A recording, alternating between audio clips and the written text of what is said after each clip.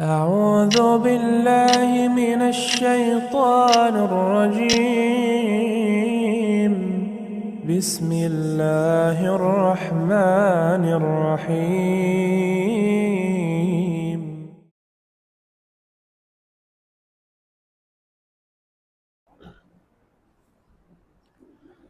Bismillah, Assalamualaikum warahmatullahi wabarakatuh. Bagaimana kabarnya Bapak Ibu, sehat ya? Alhamdulillah. Alhamdulillahi ala ihsanihi wa syukru lahu ala taufiqihi wa amtinanihi. Asyhadu an la ilaha illallah wahdahu la syarika lah ta'ziman li sya'nihi wa asyhadu anna Muhammadan abduhu wa rasuluhu ad-da'i ila ridwanihi. Alhamdulillah, segala puji hanya milik Allah Subhanahu wa taala yang senantiasa memberikan kita nikmat yang begitu besar. Kita masih dijaga oleh Allah Subhanahu wa taala di atas nikmat sehat. Kita masih diberikan kesempatan oleh Allah Subhanahu wa taala, dan juga Allah Subhanahu wa taala masih menanamkan dalam diri kita nikmat iman, nikmat Islam, sehingga pada kesempatan ini Allah Subhanahu wa taala mudahkan kita untuk senantiasa mempelajari ilmu Allah Subhanahu wa taala, ilmu-ilmu yang berkaitan dengan permasalahan ibadah kepada Allah. Dan di antara tanda Allah Subhanahu wa taala cinta kepada seorang hamba, kata Nabi sallallahu alaihi wasallam, "Man yuridillahu bihi khaira yufaqihu fid din."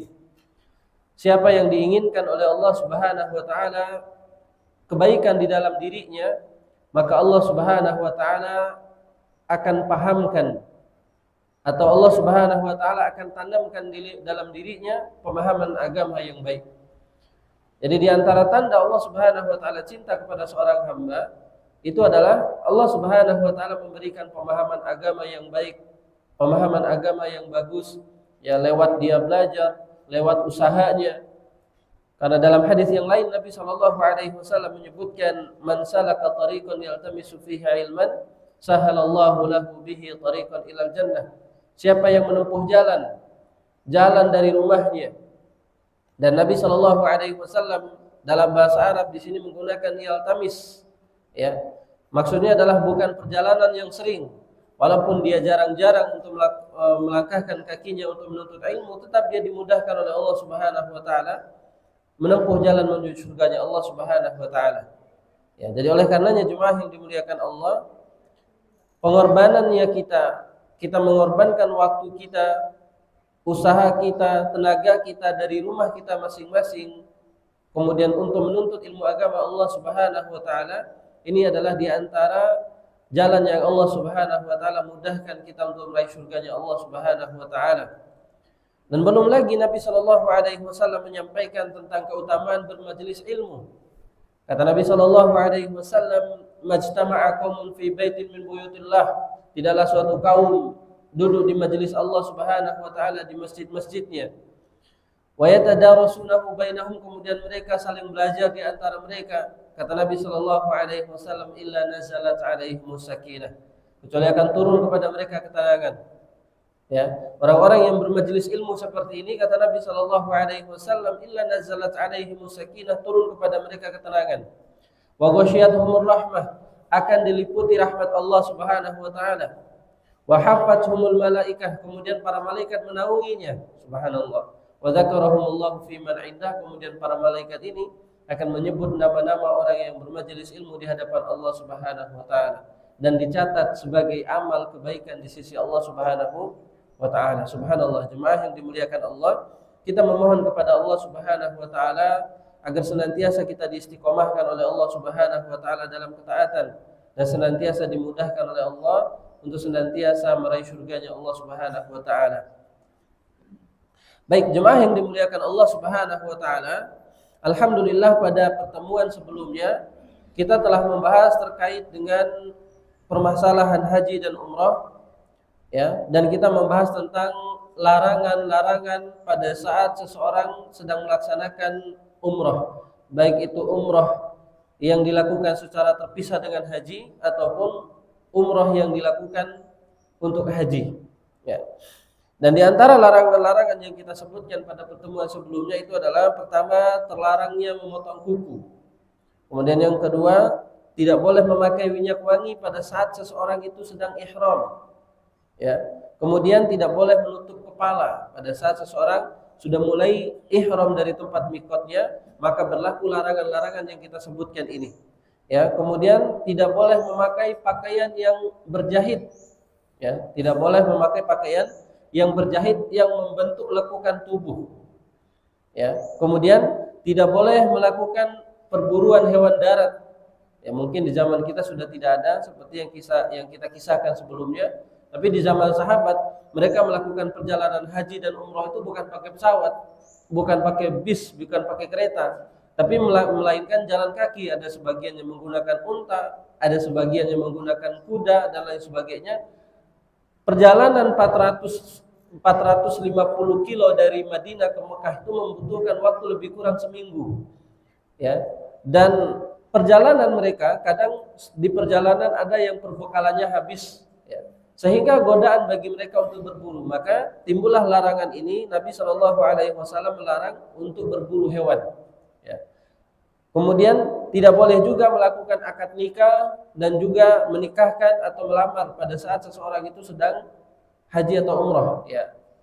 Kemudian tidak boleh melakukan hubungan suami istri. Kemudian juga tidak boleh melakukan cumbuan suami istri, dan juga hal-hal yang lainnya yang disebutkan oleh Nabi SAW tentang bagaimana cara membayarnya, kemudian tentang bagaimana cara memberikan fidyah kepada orang yang melanggar tersebut. Tapi pada kesempatan ini jemaah yang dimuliakan Allah Subhanahu wa taala, kita masuk ke bagian yang berikutnya adalah sunnah-sunnah sebelum ihram. Tapi pada kesempatan ini kita akan sedikit mengulang apa itu ihram.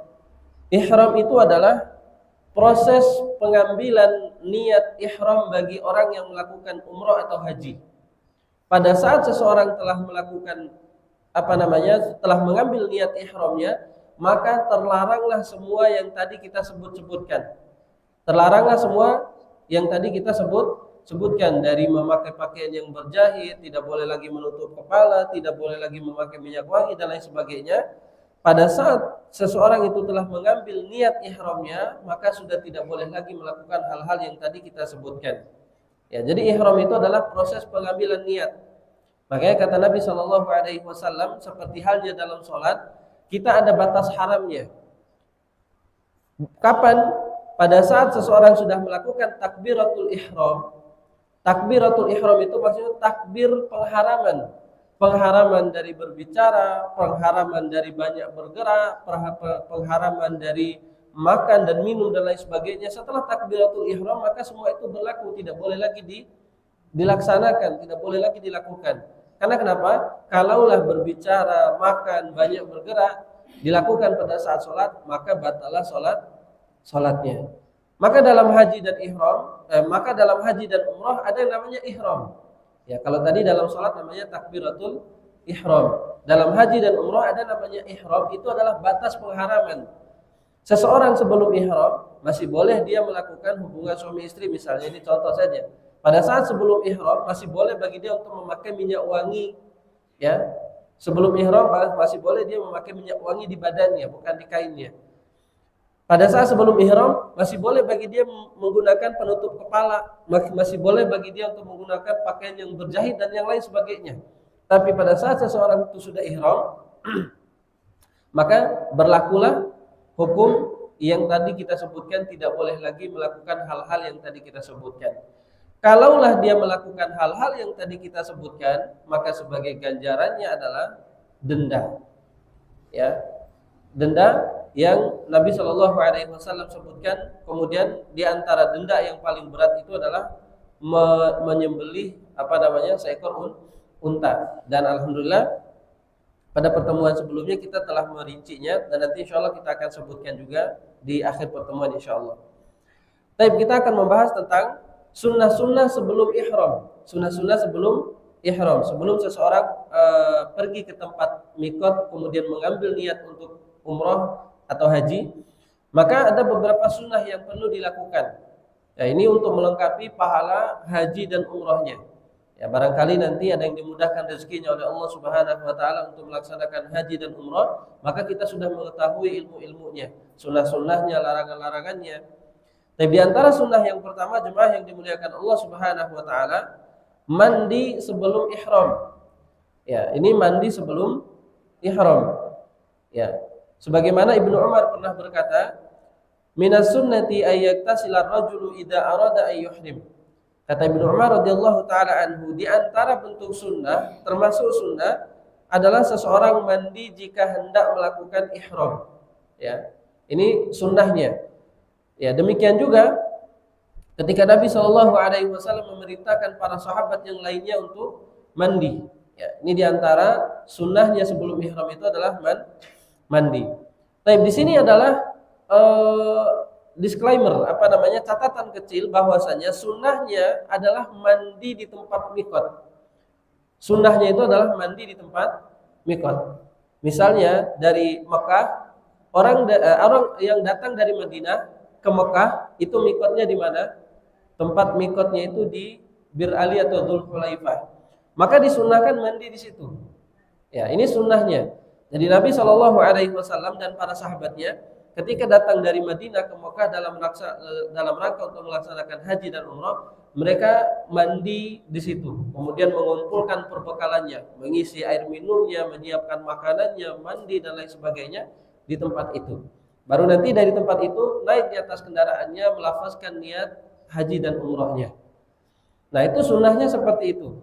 Namun jemaah yang dimuliakan Allah Subhanahu wa taala, sebagaimana beberapa fatwa yang dikeluarkan oleh para ulama sekarang, di antaranya fatwa Syekh bin Baz dan yang lainnya, beliau mengatakan karena kondisi zamannya sudah berbeda, kalau semua orang itu mandi di tempat mikot itu tidak memungkinkan. Bayangkan semua jemaah haji atau umrah harus kumpul di situ mandi, kemudian melakukan ibadah bersamaan di situ, dan juga tempatnya kecil. Ya, WC-nya terbatas. Nah, maka boleh juga bagi seseorang untuk dia mandi di tempat tinggalnya. Misalnya nanti dari hotelnya udah siap mandi dan lain sebagainya, sudah siap dengan perlengkapan ibadah haji dan umrohnya, sudah memakai ihram, sehingga nanti pada saat di tempat mikot dia sudah tinggal membacakan niat untuk haji dan umrohnya, tidak perlu mandi lagi. Jadi hanya nanti ada sholat sunnah di sana. Nah, jadi boleh bagi dia. Atau misalnya yang dari Indonesia, kan di pesawat nggak bisa mandi. Masa semua orang jemaah haji harus ngantri WC untuk mandi di pesawat, kan nggak mungkin. Ya, maka dari tempat tinggalnya masing-masing dia sudah mandi, sudah lengkap dengan persiapan haji dan umrohnya, sehingga nanti ketika masuk mikotnya di Yalamlam itu, maka dia tinggal membacakan niat. Ini diantara sunnahnya, sehingga ibadah umrohnya bisa sempurna sesuai sunnah Nabi Shallallahu alaihi wasallam. Ya. Kemudian diantara sunnah yang kedua adalah memakai minyak wangi di badan, bukan di pakaian ihramnya. Nah, ini juga yang perlu diketahui oleh jemaah yang dimuliakan Allah Subhanahu wa taala. Sunnah memakai minyak wangi di badan saja, bukan di pakaian ihramnya. Tidak boleh bagi seseorang untuk memakai minyak wangi langsung dioleskan di pakaian ihramnya, walaupun sebelum masuk tempat mikot. Jadi hanya boleh dipakai di badannya saja. Tidak boleh bagi dia untuk mengoleskan di kainnya. Karena di pertemuan sebelumnya kita sudah menjelaskan tentang kronologi kisahnya. Ada seorang laki-laki yang memakai wangi-wangian di kain ihramnya. Nabi SAW memerintahkan untuk dilepaskan pakaian itu, nggak boleh pakai atau nggak dicuci. Jadi ada seorang laki-laki yang diperintahkan oleh Nabi Shallallahu alaihi wasallam untuk membuka pakaian ihramnya yang tadi terkena minyak wangi karena dipakai secara langsung. Kemudian Nabi memberikan pilihan kedua, kalau nggak bisa dilepaskan maka dicuci, dihilangkan semua wanginya.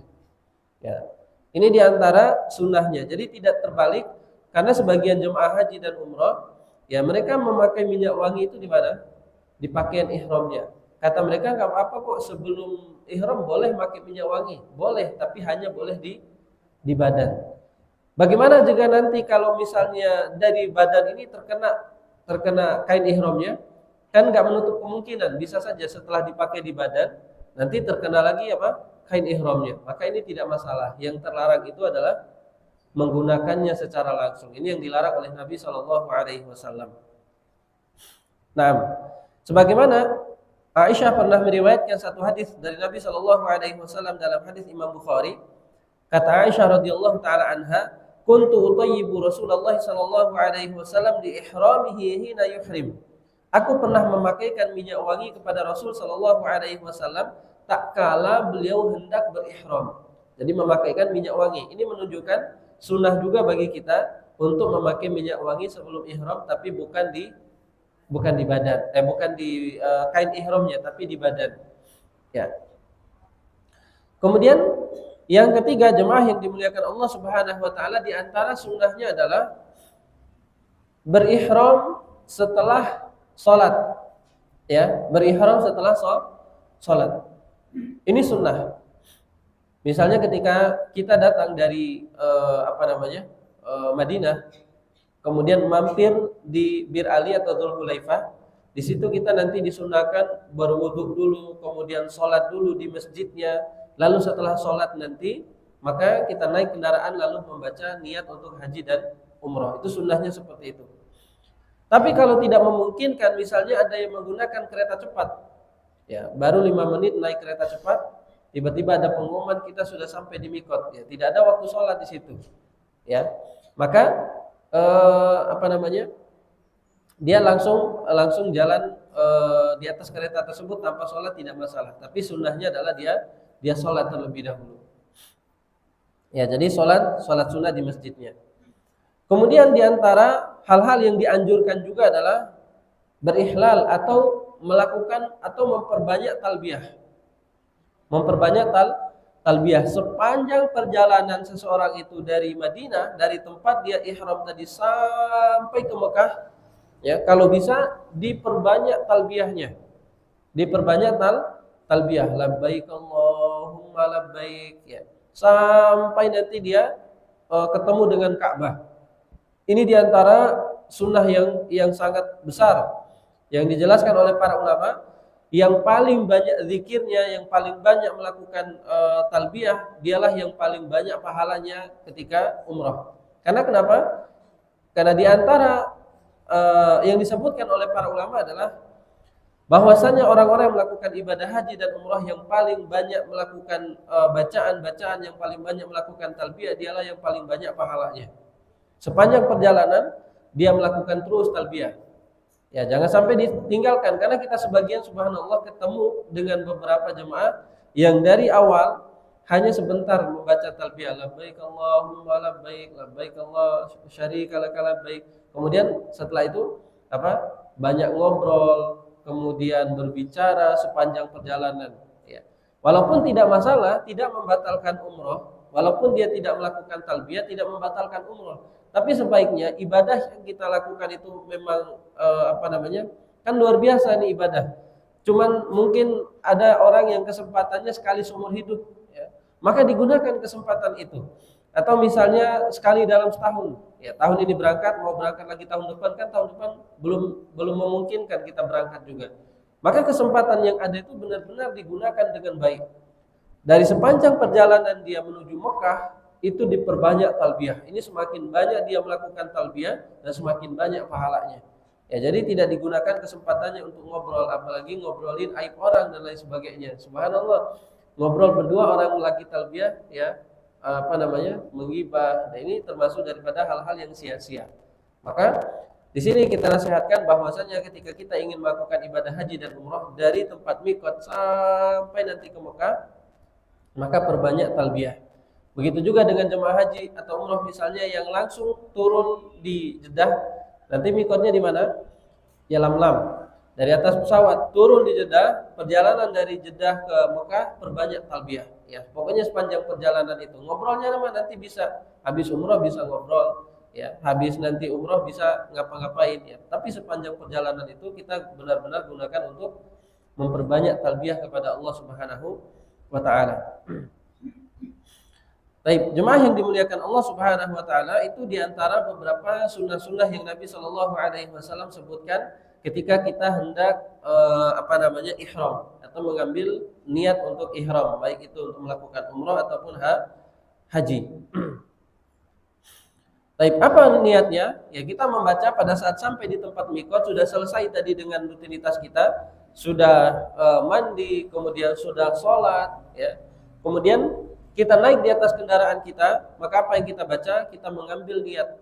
Kalau dia haji, labbaik Allahumma hajjan. Kalau dia umrah, labbaik Allahumma umratan. Ya, baru setelah itu nanti memperbanyak talbiyah. Jadi cukup melakukan lafaz itu, maka sudah masuk kita ke amalan-amalan yang terlarang tadi. Ya. Baik. Jemaah yang dimuliakan Allah Subhanahu wa taala, kemudian kita masuk ke yang berikutnya adalah tentang tawaf. Ya. Setelah tadi perjalanan panjang dari tempat mikot sampai dengan ke Mekah. Sampai di Mekah, amalan yang harus kita lakukan setelah ihram itu apa? Tawaf. Ya. Tawaf ini jemaah yang dimuliakan Allah Subhanahu wa taala disebutkan oleh Allah Subhanahu wa taala dan Rasulnya tentang keutamaannya sangat banyak. Ya.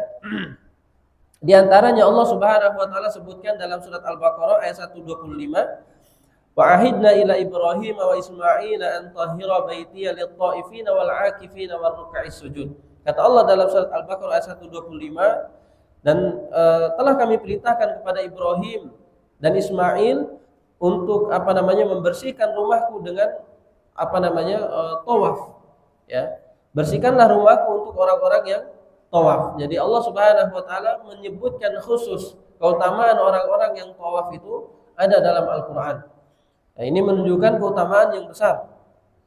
Dan juga Nabi Shallallahu alaihi wasallam menyampaikan dalam hadis yang diriwayatkan oleh Imam At-Tirmidzi dan disahihkan oleh Syekh Albani, kata Nabi Shallallahu alaihi wasallam, man tafa bihadzal baiti usbu'an fa ahsahu kana ka'idki raqabatin. Kata Nabi Shallallahu alaihi wasallam, siapa yang tawaf di Ka'bah ini sebanyak 7 kali putaran. Nah, ini diantara perintahnya bahwasanya tawaf itu harus 7 kali. Mau itu tawaf apapun bentuknya. Nanti kita akan sebutkan macam-macam tawaf. Itu harus dilakukan 7 kali.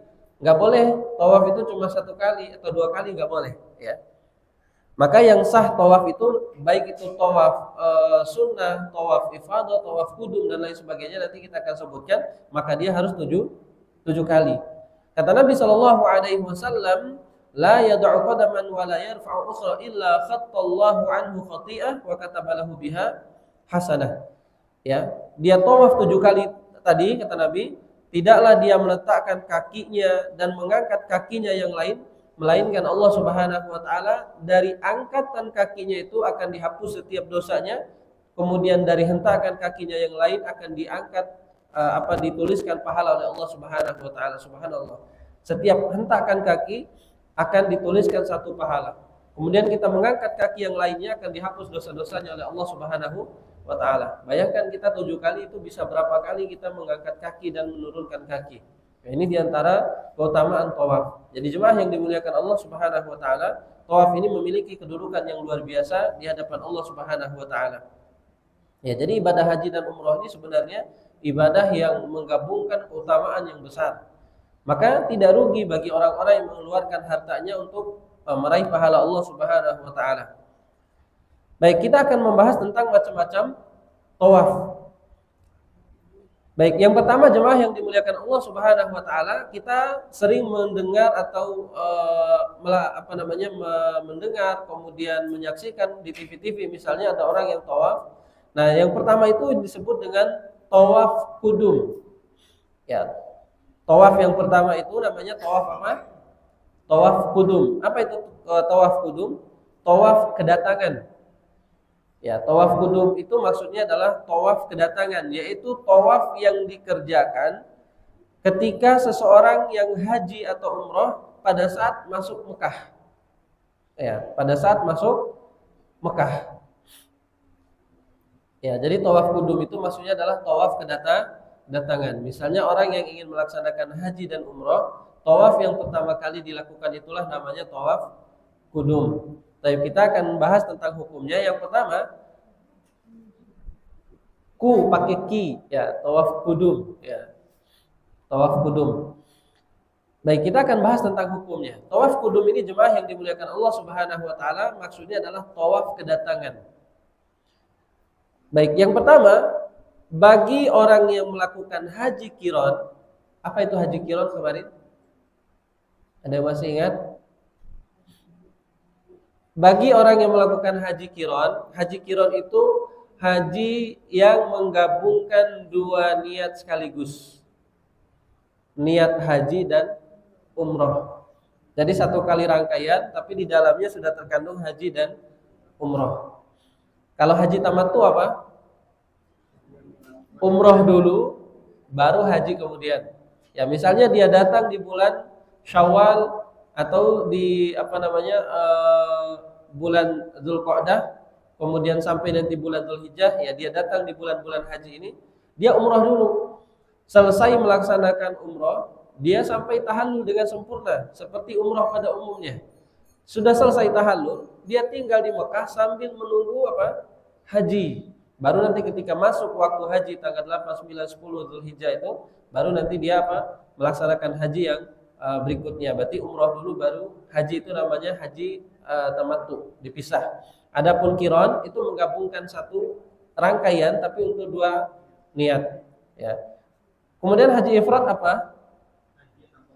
Haji tanpa umroh. Ya, ini haji tanpa umroh. Nah, ini yang kita bahas adalah bagi haji orang yang melakukan haji qiran, berarti ini menggabungkan dua niat satu rangkaian.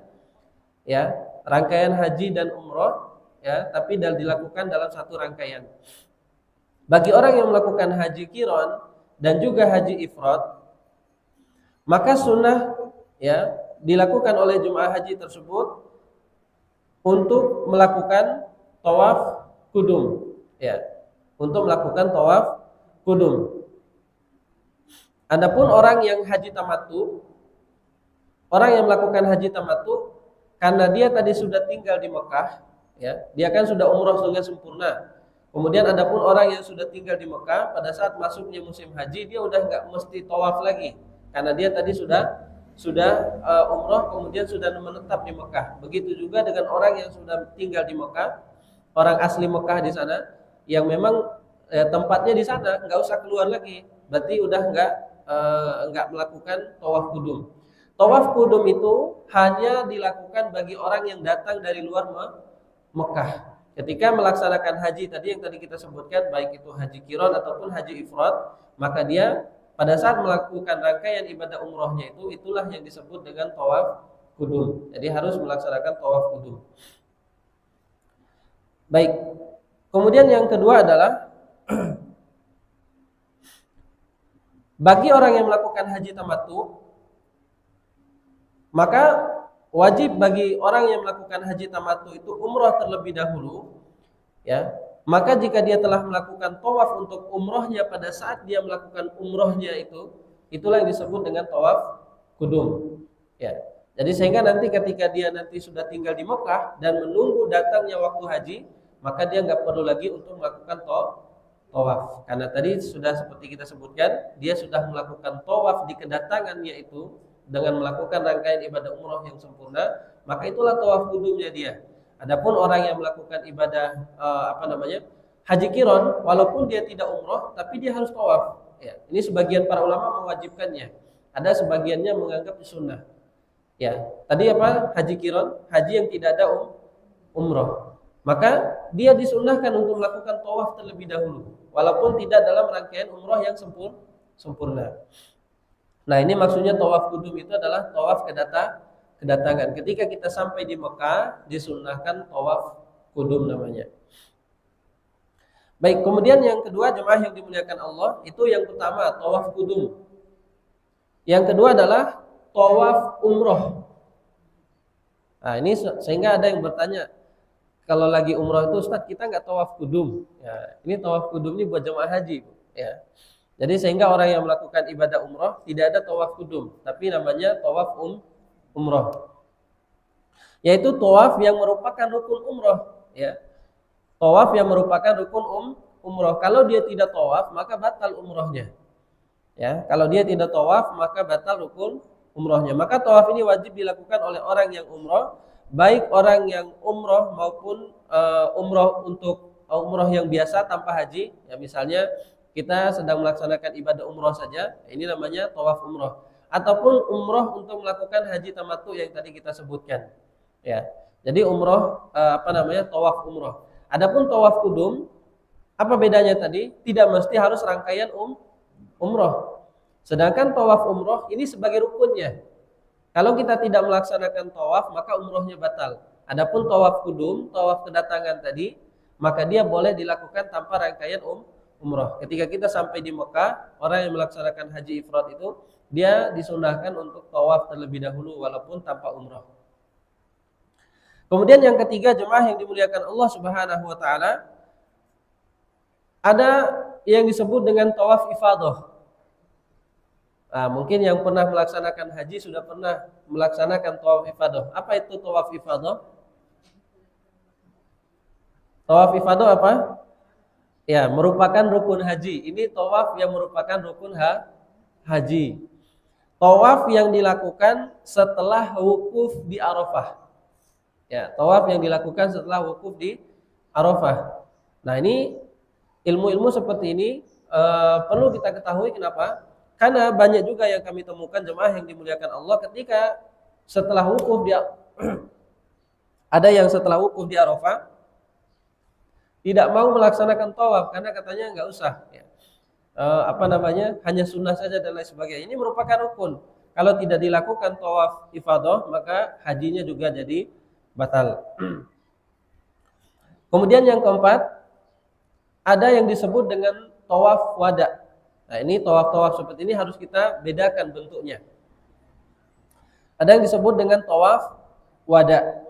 Tawaf wada ini jemaah yang dimuliakan Allah Subhanahu wa taala, tawaf yang dilakukan oleh jemaah haji sebagai perpisahan. Ya. Kira-kira orang yang umroh boleh nggak untuk melakukan tawaf wada? Ya, tidak disunahkan bagi orang yang umroh. Ya, disunahkan bagi jemaah haji yang ketika dia sudah selesai dalam rangkaian ibadah hajinya, disunahkan untuk tawaf wada, tawaf perpisahan. Jadi hanya tawaf saja tok, ya, enggak ada rangkaian umrohnya. Dia pergi ke Masjidil Haram, kemudian tawaf 7 kali. Seperti yang tadi kita sebutkan, keutamaan orang yang tawaf itu enggak mesti dalam umroh. Setiap tawaf yang kita lakukan, 1 kali angkat kakinya itu dilipat gandakan oleh Allah pahalanya, kemudian dihapuskan dosa-dosanya. Subhanallah. Jadi tawaf-tawaf seperti ini disunahkan walaupun tanpa rangkaian ibadah umroh. Kemudian yang diantara bentuk tawaf yang berikutnya adalah yang keberapa? Yang kelima, tawaf sunnah. Ya, tawaf sunnah. Kalau tadi tawaf wada itu adalah tawaf perpisahan bagi orang yang melakukan ibadah haji. Kemudian yang berikutnya adalah tawaf sunnah. Tawaf yang dilakukan kapan saja. Tidak ada ikatan waktu tertentu. Misalnya nanti kita di Mekah, Bapak Ibu yang dimuliakan Allah Subhanahu wa taala, ketika barangkali nanti ada yang diluaskan oleh Allah Subhanahu wa taala rezekinya dan menunaikan ibadah haji atau umrah, maka disunnahkan untuk memperbanyak tawaf. Ya. Walaupun tidak dalam rangkaian ibadah umrah, kita masuk ke Masjidil Haram melakukan tawaf sunnah kapan saja. Ya, misalnya ada senggang waktu sambil menunggu misalnya antara maghrib dan isya, ya dia lakukan tawaf. Biar nanti kan udah gitu dia menunggu sholat di masjid, kemudian melakukan tawaf, ya tawaf sunnah. Maka ini di antara keutamaan yang besar. Atau misalnya sambil menunggu subuh ke syuruk, ya masuk ke dalam Masjidil Haram, dia tawaf dan nanti diikuti dengan sholat apa?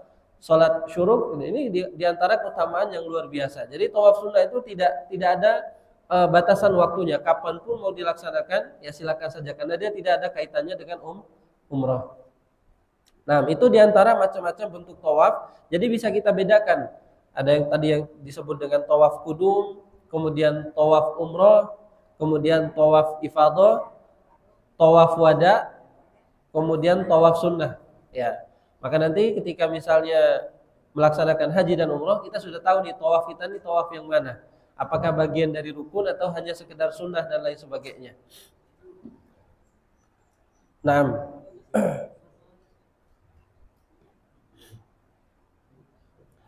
baik. Syarat-syarat tawaf. Ya, ketika seseorang hendak melaksanakan tawaf, apa saja syaratnya? Ya, sehingga dihitung sebagai pahala yang besar. Jadi dia ada syarat-syaratnya juga. Apakah dia harus bersuci atau tidak? Ya, ini masuk pembahasan kita pada kesempatan ini. Misalnya di tengah perjalanan tawaf tiba-tiba dia batal. Ini bagaimana hukumnya? Ya.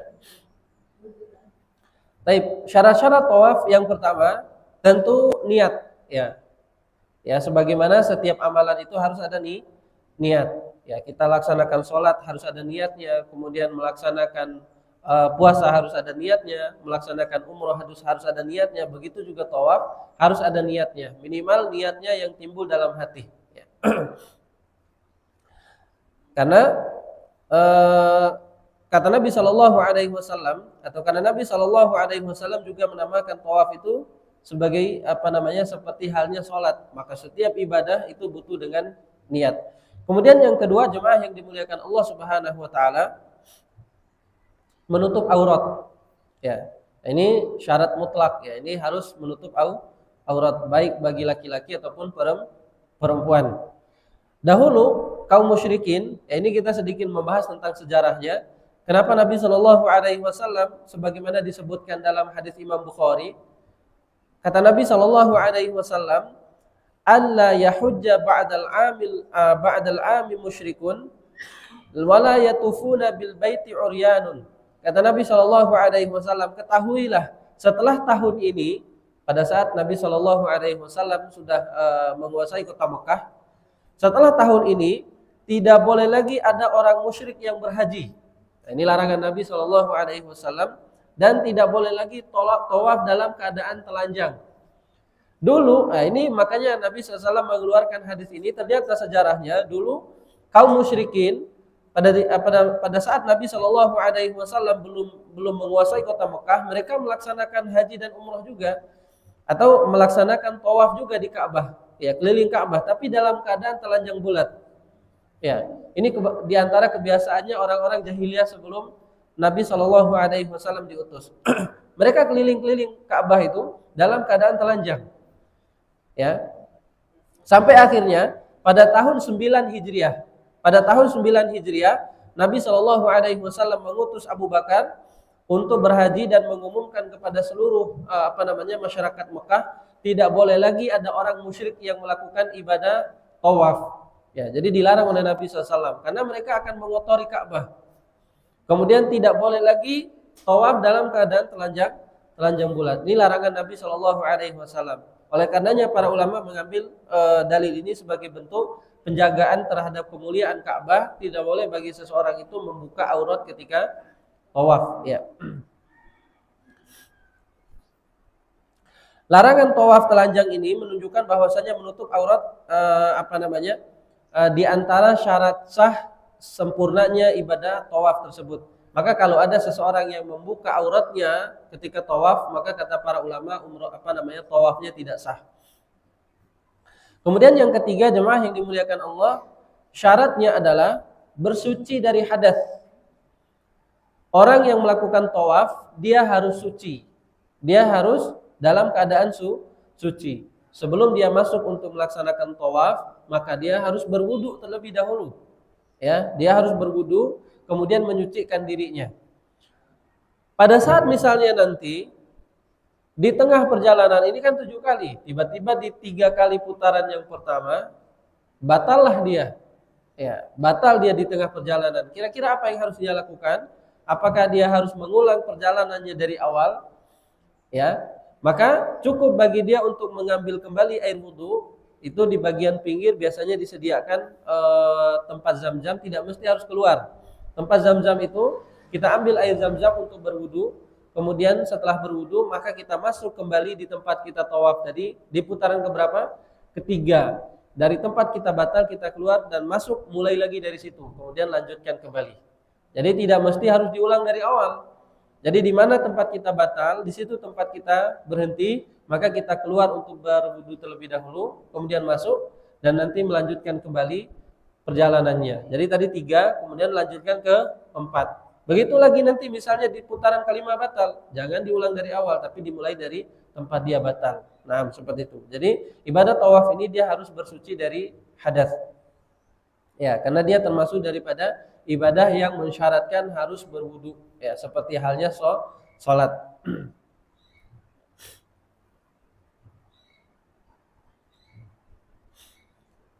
Baik, nah itu diantara syarat-syarat tawaf. Kemudian yang keempat adalah putaran tawaf itu dimulai dari Hajar Aswad, ya. Maka tidak sah seseorang memulainya dari rukun yang manapun. Jadi dia harus dimulai dari Hajar Aswad, ya. Karena ada orang yang misalnya dia dimulai saja dari tengah, ini tidak dihitung. Ya, kecuali nanti dia masuk dari sebelum Hajar Aswad dan mengambil bacaannya itu dari pas Hajar Aswad, maka ini tidak masalah. Nah, ini 4 syarat tawaf. Jadi harus ada niat. Kemudian yang kedua, tidak boleh membuka aurat dan harus dalam keadaan suci, ya. Jadi pada saat kita masuk tawaf, mau itu tawaf sunnah, kemudian tawaf kudum, tawaf ifadah dan lain sebagainya, di antara bentuk-bentuk tawaf yang tadi kita sebutkan, itu harus dengan 4 syarat yang tadi kita sebutkan. Ya, harus ada niat, kemudian menutup aurat dalam keadaan bersuci, dan dihitung sebagai tawaf yang sah itu dimulai dari Hajar Aswad.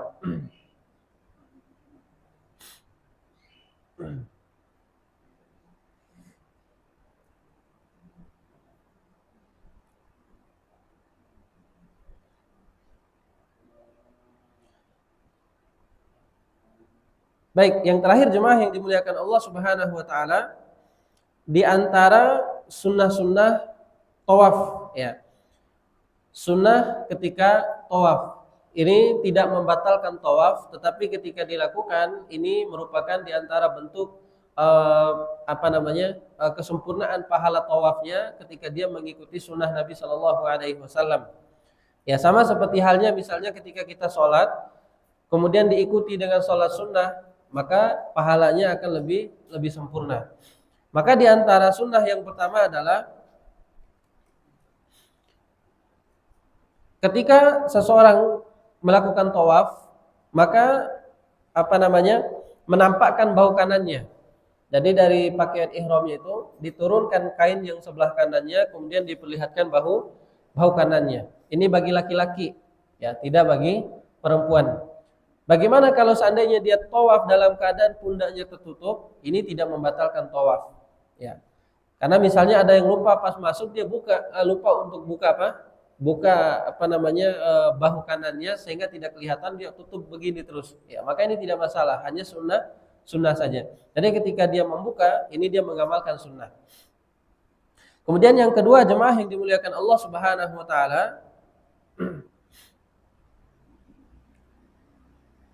di antara sunnahnya itu adalah berlari-lari kecil, ya, pada 3 putaran yang pertama.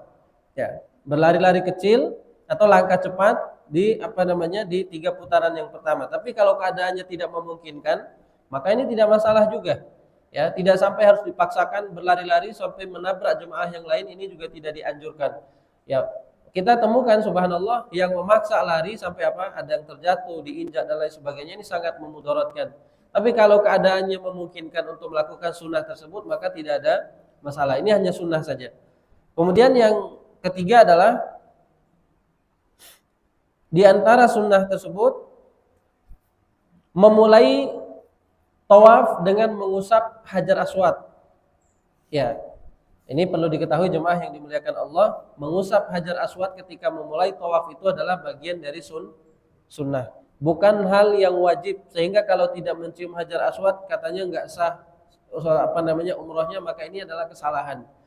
Sampai-sampai ada sebagian orang yang memaksakan dirinya masuk ke sana, kemudian dalam keadaan terdesak, terhimpit, sesak napas, akhirnya pingsan dan lain sebagainya. Maka ini tidak dianjurkan. Karena ada 4 sunnah Nabi Shallallahu Alaihi Wasallam dalam mencium Hajar Aswad. Yang pertama, kalau kita mampu untuk langsung menciumnya, maka ini tentunya lebih utama. Ya, kalau kita mampu untuk menciumnya, ini lebih utama. Tapi kalau tidak mampu untuk menciumnya, kita bisa memegangnya dengan tangan kita. Kemudian setelah kita memegang Hajar Aswad tersebut dengan tangan itulah yang kita cium. Ya, kita cium tangan yang memegang Hajar Aswad. Yang ketiga, dalam hadis yang lain Nabi Shallallahu Alaihi Wasallam pernah melakukan tawaf dengan untanya. Nabi memegang tongkat, kemudian menyentuhkan tongkatnya ke Hajar Aswad, lalu tongkatnya yang dicium. Ya, tapi kan sekarang kita nggak boleh bawa tongkat, nggak boleh bawa kayu, diusir sama askar nanti. Ya, berarti itu yang pertama tadi mencium secara langsung. Yang kedua mencium tangan yang berhasil memegang Hajar Aswad. Yang ketiga, kalau bisa pakai tongkat, tapi udah nggak bisa sekarang. Kalau dulu masih bisa. Nah, tinggal yang keempat, apa sunnahnya? Kalau tidak ada yang menyentuh semuanya, cukup bagi kita untuk melambaikan tangan. Bismillah, Allahu Akbar. Nggak perlu kita cium jauh. Ya, karena nggak ada sunnahnya. Karena sunnahnya yang diperintahkan itu adalah mencium tangan yang berhasil menyentuh. Kalau tidak ada yang menyentuh, ya jangan dicium jauh. Karena sebagian jemaah misalnya Bismillah Allahu Akbar, gitu. Ya, jadi dari jauh dia cium. Ya, ini tidak disunahkan seperti ini. Jadi yang disunahkan itu adalah apa? Mencium tangan yang berhasil menyentuh Hajar Aswad. Kalau tidak berhasil, maka cukup bagi kita untuk melambaikan tangan. Sunnahnya seperti itu. Karena keadaan yang sangat mendesakkan, kita tidak mungkin untuk memaksakan di situ. Nah, itu diantara sunnahnya yang ketiga. Kemudian sunnah yang keempat, sholat sunnah di belakang makam Ibrahim setelah selesai tawaf. Nah, ini diantara keutamaan yang besar juga. Ya. Dan membaca di rakaat yang pertama itu adalah Al-Fatihah dan Al-Kafirun. Kemudian di rakaat kedua Al-Fatihah dan Al-Ikhlas. Ya, Al-Ikhlas. Nah, setelah selesai tawaf, ya tadi kan bahunya dibuka, lalu ditutup kembali untuk melaksanakan sholat. Ya, untuk melaksanakan sholat itu bahunya ditutup kembali. Nah, itu beberapa sunnah yang hendak dilakukan atau yang dianjurkan untuk dilakukan oleh orang-orang yang melakukan tawaf. Ya, mau dia melaksanakan tawaf kudum, kemudian tawaf umroh, tawaf sunnah, tawaf ifadah, dan tawaf yang lain yang tadi kita sebutkan, maka hendaklah melakukan sunnah-sunnah yang tadi kita sebutkan. Ya, tidak ada bedanya. Ya, sunnah-sunnah sunnah-sunnah yang dilakukan untuk tawaf tersebut. Ya, kemudian mungkin ada beberapa peringatan. Biasanya karena desak-desakan itu sering terjadi lupa. Misalnya ini udah berapa kali nih? Udah 3 kali atau 4 kali putaran. Biasanya ragunya di situ. Kalau masih satu kan masih mending, ini masih bisa dihitung. Tiba-tiba terdorong ke kanan, terdorong ke kiri. Loh, saya tadi udah berapa putaran? Nah, ini yang perlu diperhatikan juga. Sehingga nanti dia tidak ulang lagi dari awal. Ya, kita lihat. Jika keraguannya itu muncul sedang tawaf, misalnya dia ragu antara 4 atau sudah 5 kali putaran, maka hendaklah dia membuang keraguan itu, kemudian memegang yang pasti. Jadi hal ini anggap saja dia baru 4. Ya. Jadi misalnya antara 4 atau 5 nih, buang keraguannya, kemudian bangun di atas keyakinan, udah baru 4, berarti dihitung lagi dari 4. Maka yang ragunya tadi insya Allah maafkan. Jadi dimulai lagi dari 4, walaupun misalnya dia sudah 5 tapi ragu antara 4 dan 5, maka kata para ulama mulailah dari angka yang paling kecil, karena itu yang lebih selamat. Ya. Kemudian yang kedua, jika dia ragu tak kala tawaf, ya, kemudian ada berita dari orang lain, ya maka hendaklah perkataan orang lain itu yang dia pegang. Misalnya tadi saya udah berapa ya? Ini orang tadi jalan bersama dengan orang tersebut, kemudian tawaf bersama, kemudian dia lupa, kita udah berapa? Kemudian orang tersebut mengatakan kita sudah 5, maka itulah pegangan yang harus dia lakukan. Kemudian dia sempurnakan 2 lagi untuk menjadi 7. Ya. Kemudian jika keraguan itu muncul setelah tawaf, maka nggak usah dihiraukan. Setelah tawaf tiba-tiba muncul, tadi saya udah tawaf 7 atau 6 ya. Nah, akhirnya keraguan-keraguan tersebut yang membuat dia apa? Yang membuat dia nanti jadi kepikiran, kemudian nggak khusyuk dalam melaksanakan rangkaian yang lain, maka kata para ulama dibuang jauh-jauh daripada hal-hal yang meragukan tersebut. Apalagi setelah tawaf udah dibuang, ya anggap saja itu sudah sempurna. Baik. Nah, itu beberapa hal yang perlu diperhatikan ketika tawaf, apalagi ketika lupa dalam melaksanakan tawafnya. Nah, jemaah yang dimuliakan Allah Subhanahu wa taala, barangkali ini yang bisa kita sampaikan pada kesempatan ini. Insyaallah pada pertemuan berikutnya kita akan masuk ke pembahasan tentang sa'i. Kemudian yang yang juga akan kita bahas itu adalah sejarah sa'i, kemudian hikmah disyariatkan sa'i, kemudian di antara rukun haji dan umrah itu adalah sa'i, dan juga nanti insyaallah kita akan bahas tentang sejarah pembangunan Ka'bah itu. Ternyata dia telah melewati beberapa rangkaian perubahan, ya, sehingga Ka'bah yang kita lihat hari ini bukanlah seperti Ka'bah yang pernah ada di zaman Nabi Shallallahu Alaihi Wasallam, ya, yang dijelaskan oleh para ulama tentang beberapa riwayatnya. Tapi barangkali ada yang mau dipertanyakan? Ya, silakan Pak Haji.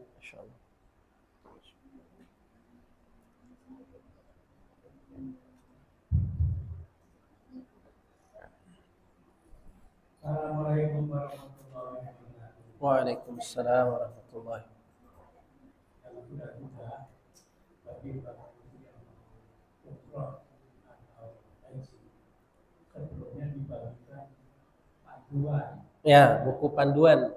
Panduan dan juga ada manasik. Ya. Panduan. Ini dari panduan itu tadi antara lain disebutkan. Ya. Jadi kita baca itu kadang muslim membaca doa-doanya begitu ya. Ya. Nah, tadi di awal ceramah disebutkan ada hal-hal yang membatalkan umroh Terlarang. Nah, sekarang pertanyaannya sebaliknya, yang wajib dan yang sunnah itu apa dalam umroh dan haji? Ya. Jadi yang membatalkan tadi sudah, yang wajib yang tidak boleh tidak, dan yang sunnah yang sebaiknya apa saja. Ya. Dan barangkali persingkat saja lah itu, karena tadi sebagian juga sudah disebutkan yang wajib dan yang sunnah.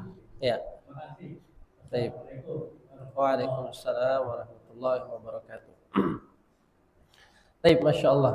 Pertanyaan yang sangat bagus. Pada pertemuan sebelumnya kita telah menyebutkan bukan pembatal sebenarnya, larangan-larangan. Larangan-larangan, tapi ada juga dari larangan tersebut yang mengarah kepada yang membatalkan haji. Ya. Contohnya misalnya seperti hubungan suami istri jika dilakukan secara sengaja pada saat rangkaian haji belum selesai, ini sebagian para ulama menyebutkan ini bisa membatalkan hajinya. Ya. Khusus pada larangan yaitu melakukan hubungan suami istri. Adapun yang lain misalnya seperti apa? Memakai penutup kepala, kemudian memakai minyak wangi, memotong kuku, memotong rambut dan yang lain sebagainya. Kalaupun itu dikerjakan maka nanti dibayar dengan denda. Dia tidak membatalkan umroh secara mutlak. Tapi yang dibahas oleh para ulama yang ada perbedaan itu adalah membatalkan haji bukan umroh. Kalau umroh tidak membatalkan. Misalnya belum selesai rangkaian umroh, suami istri ini melakukan hubungan suami istri, ya, maka dia nanti akan membayar denda. Tapi dalam haji ini pengecualian. Orang suami istri yang melakukan ibadah haji, kemudian dia melakukan hubungan suami istri sebelum haji itu selesai, maka sebagian para ulama menganggap ini hajinya tidak batal, ya, dilakukan tersebut batal. Tapi ini perbedaan pendapat para ulama. Yang jumhur ulama atau kebanyakan para ulama menganggap bahwasanya haji itu batal, khusus dalam permasalahan hubungan suami istri. Adapun larangan-larangan yang lain ini tidak membatalkan, hanya saja nanti dibayar dengan denda, ada denda yang harus mereka bayar. Baik, kemudian rukun umroh, jemaah yang dimuliakan Allah Subhanahu wa taala, yang tidak boleh tidak itu ada 3. Rukun umroh yang tidak boleh tidak, kalaupun ini kelewat 3 ini, maka dia membatalkan umrohnya. Yang pertama, ihram.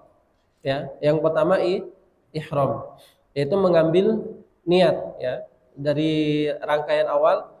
Berbeda pembahasan kalau misalnya kelewat, misalnya orang yang dari Indonesia kan dia lam-lam nih di atas pesawat, tiba-tiba terlewat, bukan dia tidak melafazkan niat tapi terlewat, maka sebagian para ulama dia nanti membayar denda.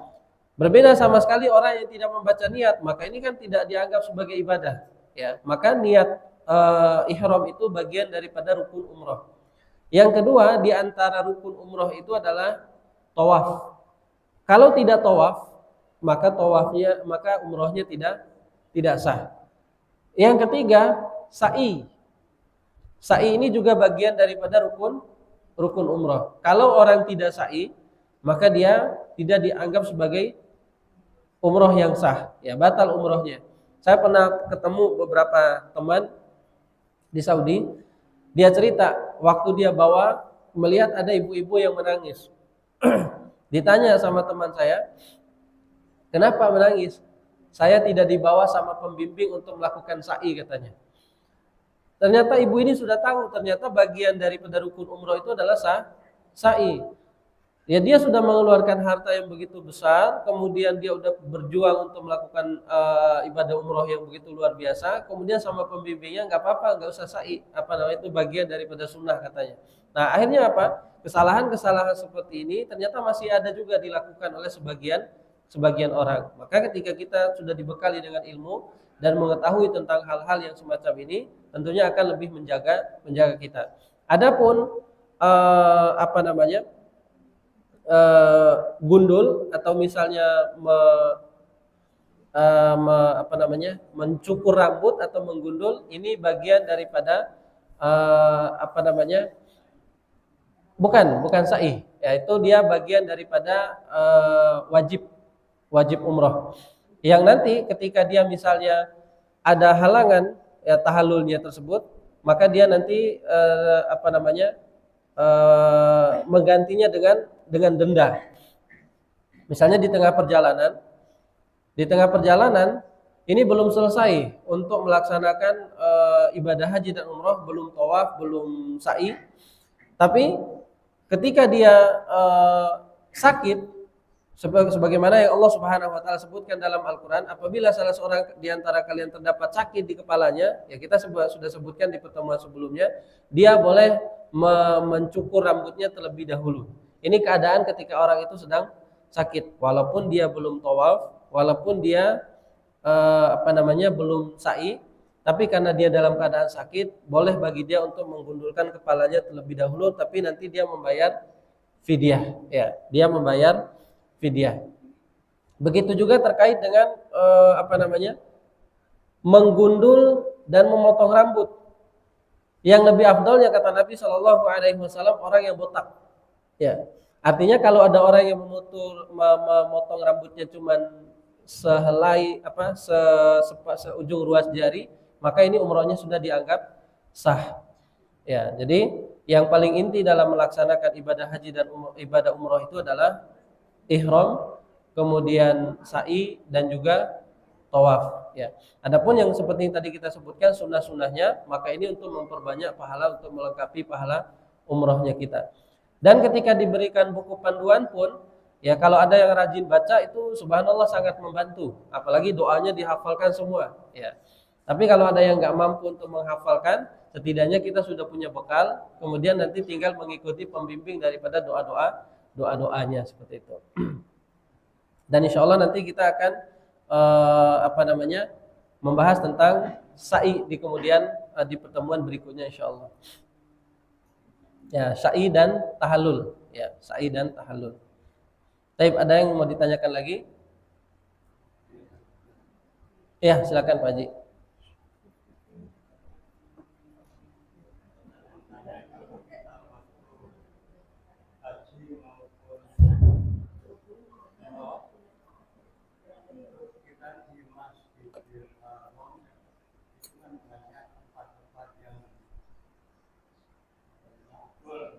Ya.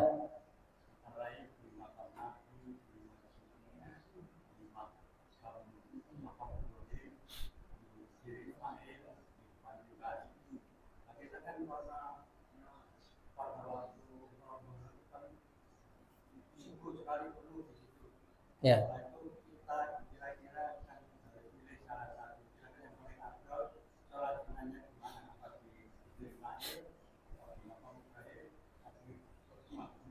Ya. Baik, Masya Allah. Semua area Masjidil Haram itu punya keutamaan besar untuk sholat. Kata Nabi Shallallahu Alaihi Wasallam, siapa yang sholat di masjidku, yaitu di Masjid Nabawi di Madinah, seperti 1000 kali sholat di masjid yang lainnya. Jadi 1 kali sholat di Masjid Nabawi itu seperti 1000 kali sholat di masjid yang lainnya. Artinya area manapun yang bagian daripada Masjid Nabawi, mau dia di depan, di belakang, yang masih masuk area Masjid Nabawi, maka seperti 1000 kali sholat di masjid yang lainnya. Kecuali Masjidil Haram, 1 kali sholat di Masjidil Haram, kata Nabi Shallallahu Alaihi Wasallam, itu seperti 100.000 kali sholat di masjid yang lainnya. Itu kalau 100.000 kali, kita butuh waktu 300 tahun buat menyamai sholat di sana. Ya, kita umurnya cuma berapa? 80, 90. Itu 1 kali sholat di sana, subhanallah. Seperti 100.000 kali sholat di masjid yang lainnya. Itu di semua tempat, mau di depan Ka'bah atau di area masjidnya atau di bagian dalamnya, jika itu di area masjid semuanya, maka itu mendapatkan pahala yang sama dengan hadis yang tadi Nabi sebutkan. Misalnya di sini ada area dalam, ada area emperan, kemudian ada area luar. Semua tempat yang disediakan atau yang masih bagian daripada masjid, maka sholat di bagian-bagian situ itu mendapatkan pahala 100.000 kali seperti yang disebutkan oleh Nabi Shallallahu Alaihi Wasallam tadi.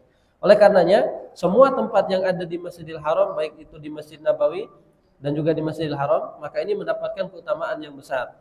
Tapi ada beberapa tempat yang Nabi Shallallahu Alaihi Wasallam khususkan itu pertama untuk berdoa. Misalnya multazam. Multazam itu adalah tempat khusus antara pintu Ka'bah dan Hajar Aswad. Mungkin kalau dilihat dari segi empatnya, di sini Hajar Aswad, di sini pintu. Jadi antara pintu dan Hajar Aswad itu disitulah multazam. Nah, kalau bisa, kata Nabi Shallallahu Alaihi Wasallam, siapa yang mampu untuk berdoa di multazam, jadi di antara pintu dan Hajar Aswad itu, maka falyaf'al, maka lakukanlah, karena di tempat tersebut mustajab untuk berdoa. Jadi ketika dia berdoa di situ, ya mustajab tempatnya mustajab. Kemudian juga di antara tempat yang disunahkan juga seperti yang tadi disebutkan adalah sholat di belakang makam Ibrahim. Nah, ini adalah tempat khusus yang memang Nabi Shallallahu Alaihi Wasallam sunnahkan. Tapi tidak menutup sholat di semua tempat di Masjidil Haram itu punya keutamaan yang masing-masing Allah Subhanahu Wa Taala siapkan. Tapi sholat di belakang makam Ibrahim ini dalam rangka untuk mengamalkan sunnah. Jadi orang yang habis tawaf, ya di mana sholatnya? Sholat sunnahnya yaitu di belakang makam Ibrahim. Jadi kalau dia sholatnya di luar, nah maka ini tidak dihitung. Kecuali, ya ini dikecualikan oleh para ulama, kalau orang yang tawafnya itu di atas, maka tidak mesti harus Tidak mesti harus langsung di belakang makam Ibrahim, tapi disesuaikan aja tempatnya. Misalnya di bawah itu makam Ibrahim, kemudian dia sholat walaupun di lantai atas, ya karena memang kalau dipaksa untuk tawaf semua di bawah kan nggak mungkin. Nah, jadi ada tempat-tempat khusus yang Nabi SAW sebutkan, tapi semua tempat itu dia sangat luar biasa. Kalau kita sholat di dalamnya akan disebutkan oleh Nabi Shallallahu Alaihi Wasallam seperti 100.000 kali sholat di masjid yang lainnya. Dan ini sholat umum jemaah. Mau dia sholat wajib, sholat sunnah, sholat duha, sholat apapun bentuknya. Karena Nabi menyebutkan bentuk lafaznya itu umum. Siapa yang sholat, ya maksudnya sholat wajib berarti seperti 100.000 kali sholat wajib di masjid yang lainnya. Kalau dia sholat duha berarti seperti apa? 100.000 kali sholat duha di masjid yang lainnya. Siapa yang sholat syuruq, sholat tahajud atau sholat yang lainnya berarti seperti 100.000 kali sholat di masjid yang lainnya. Makanya kalau kita dimudahkan oleh Allah ke sana, jangan pelit. Habiskan waktu kita di masjid. Kadang ada orang yang habiskan waktunya di mana? Di pasar. Habis umroh pergi ke pasar, nggak pulang-pulang lagi ke masjid kecuali udah sore, zuhurnya kelewat, asarnya kelewat. Nah ini lebih banyak belanjanya, Ya, maka kita benar-benar memanfaatkan waktu dengan baik. Belanja masih ada di Indonesia ke Tanah Abang tuh banyak. Ya, tapi waktu untuk umroh, untuk ibadah ini kita terbatas. Apalagi kalau cuma 9 hari, 12 hari, sangat singkat. Silakan Bu. Assalamualaikum Ya.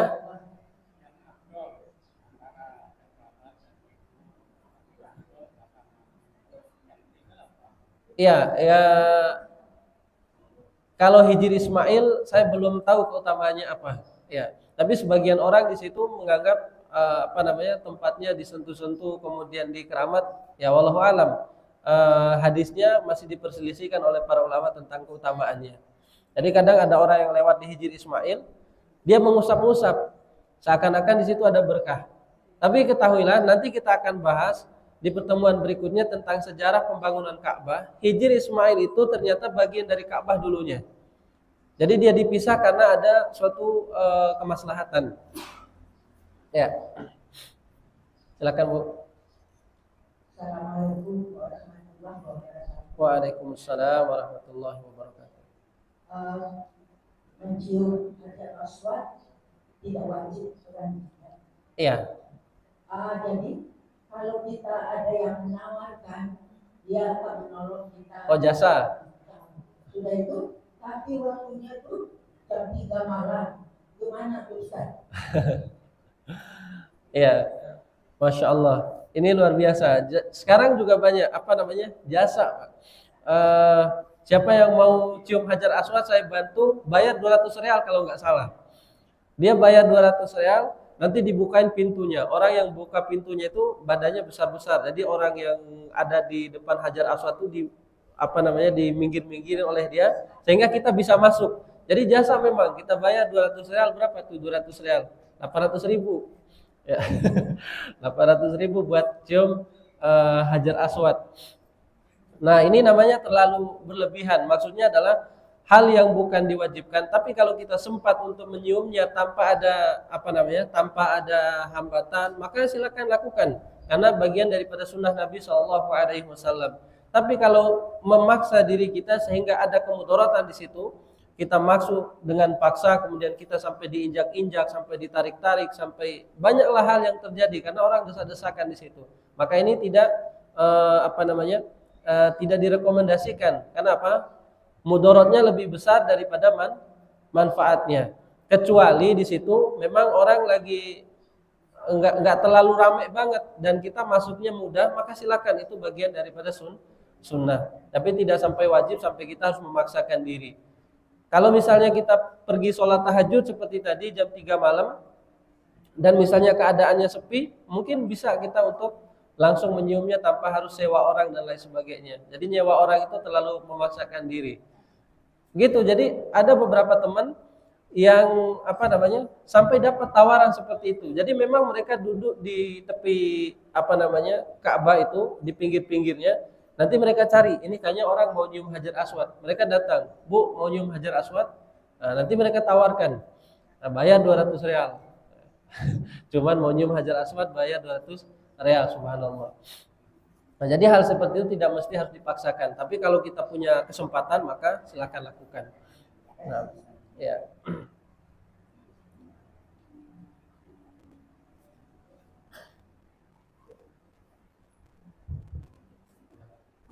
Mau bertanya tentang mencium Hajar Aswad. Nah, masya Allah. Ini kan sebenarnya Sunnah. dan kalau saya dengar cerita orang ini kayak dia merasa umrohnya berhasil kalau misalnya sampai bisa mencium Hajar Aswad. Iya, masya Allah. Saya atau mungkin saya belum pernah fadilahnya apa gitu. Iya. Kalau tadi kan kayak sholat di Masjidil Haram itu sampai 100.000 kali sholat. Iya. Kalau mencium Hajar Aswad ini fadilah hikmahnya apa? Pertama, terus kedua effort kita misalnya sampai kadang kita kan kalau mau gitu kan sampai menyakiti orang lain, Iya. sampai yang mengganggu lah istilahnya. Iya. Itu keutamanya seperti apa sama dengan kita senggol-senggolan perbandingannya lebih baik mencium atau tidak. Iya. Terus yang ketiga tadi terkait fadilah karena orang berpikiran Kalau nggak cium nggak berhasil gitu. Iya. Iya. Baik, Masya Allah. Jadi memang terkait dengan Hajar Aswad ini, Nabi mencontohkan hal itu kepada para sahabat. Maka jadi sunnah buat kita. Tapi ada dalam beberapa riwayat bahwasanya Hajar Aswad ini adalah batu yang turun dari surga. Maka anggapan sebagian orang karena karena hadis ini, siapa yang berhasil menciumnya, maka dia nanti akan gampang masuk ke dalam surga. Padahal tidak seperti itu cocok logiknya. Karena Umar bin Khattab radhiyallahu taala anhu ketika hendak mencium Hajar Aswad, apa yang beliau katakan? Kalaulah tidak Nabi Shallallahu alaihi wasallam mencontohkan, maka saya tidak akan mencium. Nah, maksudnya kita mencium Hajar Aswad itu hanya sebagian daripada sunnah yang kalau misalnya mudaratnya lebih besar bagi kita dalam mencium itu, maka sebaiknya tidak usah. Dan itu tidak membatalkan umroh. Maksudnya kalau dia tidak mencium, umrohnya misal saya tidak mencium Hajar Aswad, gimana umroh saya? Enggak batal, maksudnya hanya sebagian daripada sunnah. Nah, berangkat dari dalil tersebut bahwasanya Hajar Aswad ini adalah batu dari surga, siapa yang berhasil menciumnya, maka nanti dia akan mudah masuk surga dan lain sebagainya. Maka ini adalah anggapan yang salah. Karena kenapa? Ya, kita dimudahkan masuk dalam surga itu karena amal dan perbuatan kita.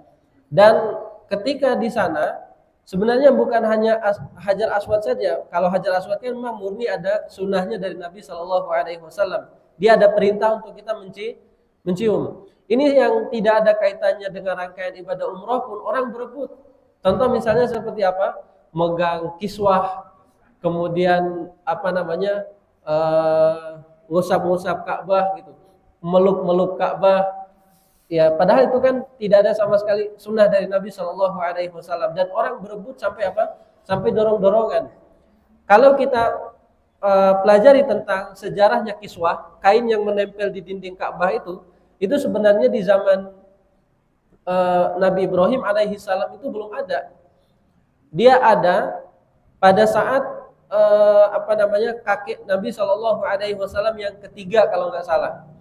Jadi murni untuk membuat itu memperindah bentuk Ka'bah yang tadinya hanya batu-batu biasa, kemudian batu-batu yang sangat kasar lah. Kemudian ditutuplah dengan kain tersebut, ya, kiswah. Dan itu sama sekali tidak ada keutamaannya. Dan sebagian jemaah ada yang menggunting kain kiswah untuk dibawa pulang, ya, dianggapnya ini sebagai benda keramat dan lain sebagainya. Jadi hal-hal semacam ini sebenarnya bukan hanya di bagian Hajar Aswad saja, tapi banyak bagian-bagian Ka'bah itu yang tidak ada sunnahnya tapi malah diagung-agungkan. Kalau Hajar Aswad kan murni dia ada sunnahnya kita untuk mencium, ya. Dan juga dia adalah bagian batu dari surga. Memang batu yang Allah turunkan dari surga gitu. Maka ketika kita ingin mencium bagaimana bentuk batu surga itu, lihat Hajar Aswad. Ya, mungkin disitulah dorongan orang untuk mencium, kemudian sampai ada menawarkan jasa dan lain sebagainya karena ada keutamaan dan juga ada sunnahnya tersebut. Ya, tapi ya kita lihat ibadahnya bukan hanya kalau kita misalnya nggak mencium Hajar Aswad maka umrohnya nggak berhasil, nggak begitu. Ya, kalau kita dapat ciumnya berarti alhamdulillah kita dapat keutamaan sunnahnya. Jadi tidak sampai anggapan kalau nggak cium ya nggak berhasil. Tapi kalau kita masih muda misalnya pengen memaksakan sedikit untuk masuk, nggak masalah juga. Yang penting tidak menyakiti orang. Kalau kita sampai menyikut orang, memukul orang, ini kan zalim juga jatuhnya. Jadi ketika mau masuk ke Hajar Aswad, orang yang ini disikut sama dia, ini zalim jatuhnya.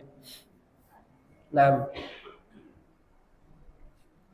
ya, dan juga Ka'bah ini jemaah yang dimuliakan Allah, ada beberapa kali perubahan yang memang bentuknya itu nggak sama dengan yang sekarang. Jadi sehingga yang bagian bentuk Ka'bah yang asli itu cuma Hajar Aswad saja yang masih tersisa. Semuanya dibongkar habis, ya, dibongkar dan dibangun ulang dan ditinggikan. Jadi sehingga apa namanya, kalau ada sebagian orang yang memeluk-meluk Ka'bah dan lain sebagainya, ya nggak ada keutamaan sama sekali gitu. Ya. Baik, ada lagi? Ya, silakan Pak Haji.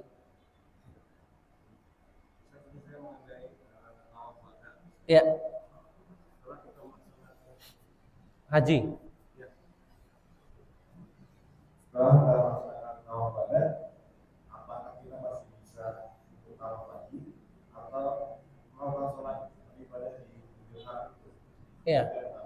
Terus yang kedua, salah satu syarat kedua, rukun itu harus suci. Ya. Saat kita Tawaf. ada ibadahnya gitu, itu akan jauh Ustaz. Sehingga kalau misalnya nyari tempat, kembali juga akan kehilangan jemaahnya. Ya. Bagaimana kalau misalkan dalam tawaf itu di situ kita mungkin juga misalkan kita bawa air, Ya. boleh. Ya. Baik, Masya Allah, pertanyaan yang sangat bagus. Kalau sudah melakukan tawaf wada, apakah memungkinkan kita untuk melakukan tawaf lagi? Biasanya tawaf wada itu dilakukan oleh jemaah haji sebagai bentuk perpisahan, dan itu mendekati waktu-waktu pulang. Ya, misalnya besok pulang, yang hari ini sempat tawaf wada, maka dilakukanlah. Artinya setelah tawaf wada itu ya nggak memungkinkan lagi untuk melakukan tawaf-tawaf yang lainnya. Kecuali sebelum tawaf wada, tadinya dia ingin memperbanyak tawaf, ya memang di hari-hari mereka senggang. Tapi ketika di hari-hari mereka mau pulang, dan memang sangat susah untuk melakukan tawaf lagi, makanya tawaf yang paling terakhir dilakukan itu namanya tawaf wada. Tapi misalnya untuk melakukan ibadah-ibadah yang lain, misalnya setelah tawaf wada, oh ini misalnya pulangnya masih beberapa jam lagi, saya mau melakukan sholat sunnah di sana, nggak masalah gitu. Jadi masih bisa memanfaatkan waktu dengan baik. Tapi tawaf wada karena ini dia membutuhkan waktu yang lama, jadi apalagi kalau banyak orang itu masuk dan keluarnya itu sangat lama, bisa sampai setengah hari bahkan. Ya. Kemudian di antara syarat tawaf ini kan dia harus bersuci. Kalau dia tidak bersuci maka tidak sah tawafnya. Ini jumhur para ulama menyampaikan seperti itu. Maka biasanya apalagi kalau jemaahnya sangat banyak, yang satu rombongan itu ada 38 orang, karena nggak semuanya bisa menjaga suci semuanya. Pasti ada saja di antara 1 atau 2 orang itu yang batal. Nah, ini bagaimana caranya? Nah, biasanya sebelum tawaf itu pembimbing atau mutawifnya akan menyampaikan nanti bahwasanya wudu yang paling terdekat itu adalah di tempat air zam-zam yang disediakan oleh pemerintah. Di situ orang boleh menumpahkan air, bahkan orang yang habis tawaf itu bisa menyiram kepalanya untuk menumpahkan air. Memang di situ diperbolehkan. Tapi di tempat tawaf tidak boleh dia menggunakan air kemudian menumpahkan air di situ, karena dikhawatirkan ada yang licin dan lain sebagainya. Memang para askar atau keamanannya di situ tidak membiarkan orang menumpahkan air di situ. Sehingga bagi dia cukup keluar kemudian berwudu di tempat air zam-zam yang disediakan. Dan di situ ada selokannya. Jadi orang yang membuang air itu nanti akan masuk ke bawah. Jadi nggak jauh dia. Cuman jalan beberapa baris, memang ada soft yang disediakan. Dia sangat dekat dengan pintu keluar. Ya. Dan nanti biasanya kalau pembimbingnya yang tahu atau mutawifnya yang tahu, dia akan mengarahkan, silakan berwudu di sana. Kita akan tunggu di sini. Dan nanti akan umroh bersama lagi.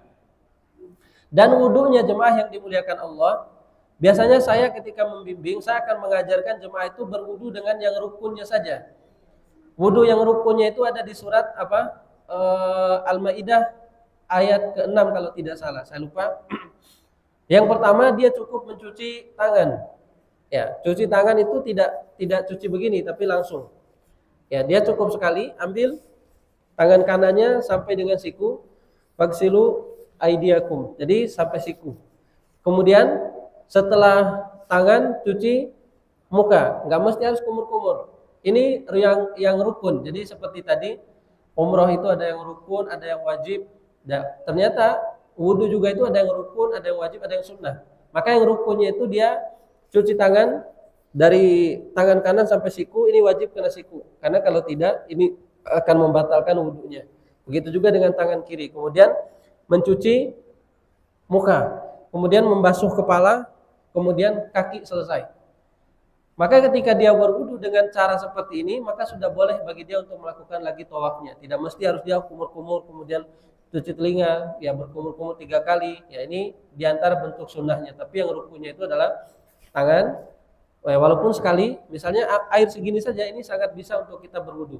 Ya sekali, kemudian muka sekali. Yang penting membasahi semua, membasuh kepala, kemudian menyiram kaki. Ya ini airnya bisa lebih sangat banyak. Dan itu diantara hal-hal yang biasanya saya ajarkan ke jemaah kalau dia batalnya di tengah tawaf. Sehingga nanti kita menunggu mereka dan melakukan tawaf bersama lagi. Jadi tidak ditinggalkan. Karena ada beberapa kasus kita ketemu dengan orang yang ditinggalkan rombongannya. Pak, mana? Saya ditinggalkan rombongannya. Ayo ikut kita. Udah berapa kali tadi? Udah 3. Kita bimbing lagi dia. Jadi ada yang ketinggalan memang.